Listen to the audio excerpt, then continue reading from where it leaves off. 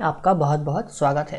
तो इस वीडियो में आपको मैं बताने जा रहा हूं कि बैंक में आप खाता कैसे खुलवा सकते हैं, क्या क्या स्टेप्स आपको लेने पड़ेंगे स्टेप बाय स्टेप। साथ ही मैं आपको बताऊंगा कि बैंक में कितने प्रकार के खाते होते हैं और आपको कौन सा खाता खुलवाना चाहिए। बैंक में खाता खुलवाने के लिए क्या क्या करना पड़ता है, बैंक में खाता खुलवाने के लिए कौन कौन से डॉक्यूमेंट्स लगते हैं और बैंक में जब आपका खाता ओपन हो जाता है तो आपको क्या क्या चीजें मिलती है। तो सारे टॉपिक्स पर हम एक एक करके बात करेंगे, तो बने इस वीडियो में मेरे साथ। सबसे पहले हम बात करते हैं कि बैंक में खाता कितने प्रकार के होते हैं, कितने प्रकार के खाते आप खुलवा सकते हैं। तो बेसिकली बैंक में दो प्रकार के खाते होते हैं। पहला है करेंट अकाउंट, जिसको हिंदी में बोलते हैं चालू खाता, और दूसरा है सेविंग अकाउंट, जिसको हम बोलते हैं हिंदी में बचत खाता। तो दोनों चीजों के बारे में बताता हूँ। सबसे पहले आते हैं हम चालू खाते के बारे में, करेंट अकाउंट के बारे में।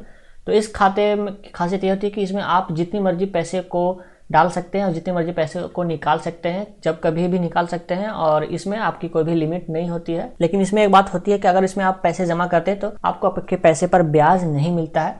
ये ज़्यादा सुटेबल होता है बिजनेसेस के लिए। अगर आप बिजनेसेस के लिए बिजनेस रन करने के लिए आप खाता खुलवाना चाहते हैं, अगर आपका बड़ा बिजनेस है तो आप चालू खाता खुलवा सकते हैं। अब दूसरी बात करते हैं हम बचत खाते पे। अगर आप पैसे को सेव करके रखना चाहते हैं या फिर आपको सैलरी के लिए अपनी खाता खुलवानी है, अपने पैसे को बचत करके रखना है या एफडी करवानी है, या ऐसा कुछ काम है जो आप रेगुलर यूज करते हैं अपने पैसे का, तो आप बचत खाता आपके लिए रहेगा।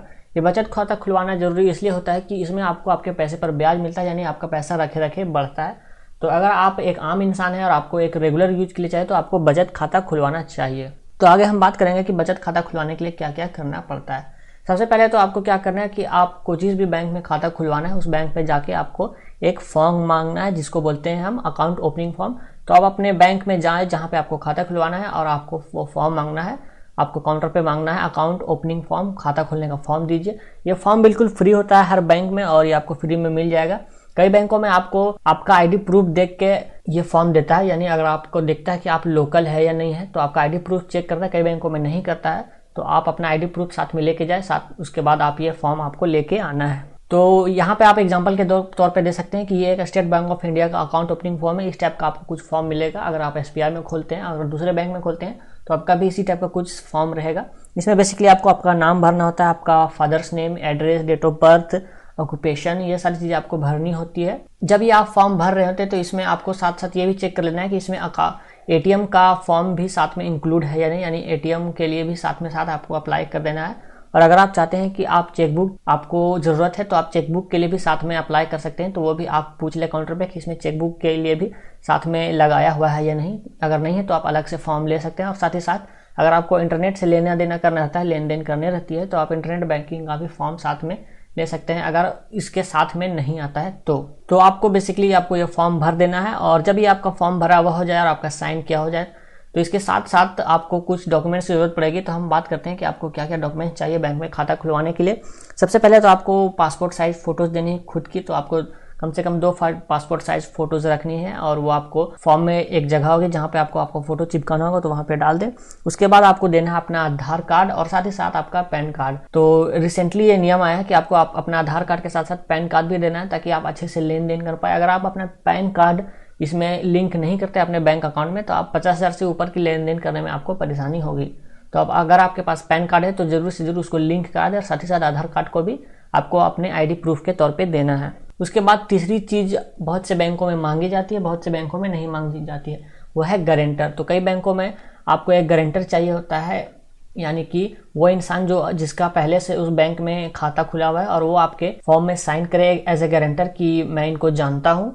तो कई बैंकों में ऐसा होता है, कई बैंकों में नहीं होता। तो अगर आपके बैंक में ऐसा है कि आपको गारंटर की जरूरत पड़ती है तो आपको वो एक इंसान ढूंढना है जो उस बैंक का हो और उससे साइन करवानी है, यानी कि आपको उसका बोलना है कि आप मेरे गारंटर बन जाइए मेरे खाते खुलवाने के लिए। तो ये सारी चीजें जब हम कंप्लीट कर लेते हैं, हमारा पासपोर्ट साइज फोटो, हमारा डॉक्यूमेंट जो होता है आधार कार्ड, पैन कार्ड और गारंटर अगर मांगता है तो गारंटर का साइन, उसके बाद हम फॉर्म को हमको जाके जमा करना होता है बैंक में। जब हम बैंक में फॉर्म जमा करते हैं तो उसके साथ साथ हमको कुछ पैसे डिपॉजिट करने होते हैं जो 500 से लेके 5,000 10,000 तक होते हैं। कई बैंकों में 500 रुपये में खाते खुल जाते हैं, कई बैंकों में 1,000 रुपये लेता है, कई बैंकों में फ्री में खाते खुल जाते हैं यानी पैसे देने की जरूरत नहीं पड़ती है, और कई बैंकों में कम से कम 10,000 रुपये आपको डिपॉजिट करने होते हैं। ये बैंक टू बैंक डिपेंड करता है। अगर आपका सरकारी बैंक है तो कम पैसे में हो जाएगा, प्राइवेट बैंक है तो ज़्यादा पैसे लगते हैं। जब आप फॉर्म जमा करिएगा तो आपको एक अकाउंट नंबर मिलेगा और उस अकाउंट नंबर में आपको पैसे डिपॉजिट करने होते हैं। तो जब आप फॉर्म जमा करते हैं तो लगभग 1 से 2 दिन में आपका अकाउंट खुल जाता है। ये डिपेंड करता है बैंक के ऊपर, ज़्यादा से ज़्यादा 2 दिन आपके बैंक को खाता खुलने में लगते हैं। और जब आपका बैंक का खाता खुल जाता है तो इसके साथ साथ मिलने वाली चीज़ों पर भी बात कर लेते हैं। सबसे पहली चीज़ जो आपको मिलती है, जो कि सभी को मिलती है लगभग, वो है पासबुक। पासबुक आपको मिलती है जिसमें आपका विवरण होता है, आप खाते की लेन देन की बारे में जानकारी रख सकते हैं और उसमें प्रिंट कर सकते हैं कि आपके खाते में कितना लेन देन हुआ, और उसमें आपकी डिटेल्स रहती है, आपकी फ़ोटो रहती है और आपके बैंक की डिटेल्स रहती है, आपका मोबाइल नंबर रहता है। उसके बाद दूसरी चीज़ है एटीएम। अगर आप एटीएम के लिए अप्लाई करते हैं तो लगभग आपको 1 महीने के अंदर आपका एटीएम मिल जाता है। अगर आप कस्टम एटीएम मंगवाते हैं, यानी कि उसमें आपका नाम लिखा हुआ, अगर आप जनरल एटीएम के लिए अप्लाई करते हैं तो वो तुरंत आपको मिल जाता है जिसमें आपका नाम लिखा हुआ नहीं होता है। उसके बाद तीसरी चीज़ जो हमको मिलती है वो है चेक। तो चेकबुक के लिए अगर आप वहाँ पर टिक मार्क करते हैं फॉर्म में तो आपको चेक भी मिलता है, तो चेक का यूज आप कर सकते हैं। उसके बाद चौथी चीज़ है इंटरनेट बैंकिंग का आईडी और पासवर्ड। अगर आप इंटरनेट बैंकिंग के लिए भी अप्लाई करते हैं फॉर्म भरते वक्त तो उसका आईडी और पासवर्ड भी आपको मिलता है, जिससे आप इंटरनेट बैंकिंग के जरिए ऑनलाइन लेन देन कर सकें।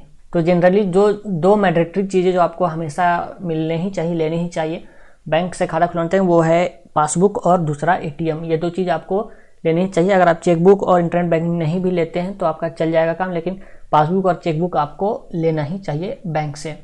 और एक और चीज़, बोनस चीज़ मैं आपको बता दूं कि जब भी आप वो मोबाइल नंबर भरें फॉर्म भरते वक्त, तो वही मोबाइल नंबर भरें जो आप रेगुलर यूज में करते हैं, जो हमेशा आपके पास रहता है, क्योंकि आपके मोबाइल नंबर की काफ़ी ज़रूरत पड़ती है आपके बैंक से लेन देन करने में। अगर आप एटीएम से लेन देन करते हैं तो आपको आपके मोबाइल नंबर की काफ़ी ज़रूरत पड़ती है, तो आप मोबाइल नंबर अच्छे से डाल लें। तो ये था पूरा प्रोसेस बैंक में खाता खुलवाने का, और क्या क्या चीज़ें आपको लगती है, क्या क्या मिलता है। और उम्मीद करता हूँ इस वीडियो की मदद से आप समझ पाएंगे कि आपको बैंक में कैसे खाता खुलवाना है। और